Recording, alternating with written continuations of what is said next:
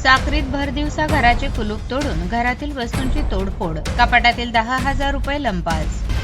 साक्री, धुळे जिल्ह्यातील साक्री शहरात भरदिवसा चोरी व तोडफोडीची धक्कादायक घटना घडली आहे।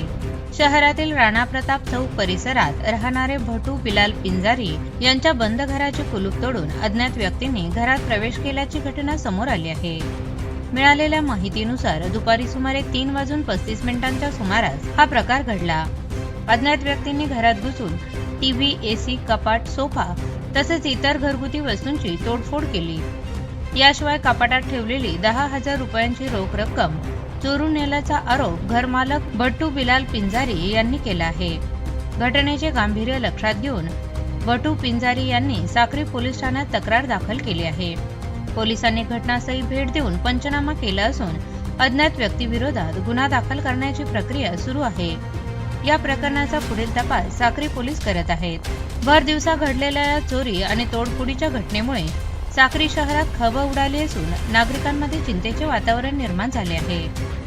नमस्ते महाराष्ट्र न्यूज साठी शहर प्रतिनिधी भूषण चव्हाण यांच्यासह तालुका प्रतिनिधी मनोहर पवार, साक्री।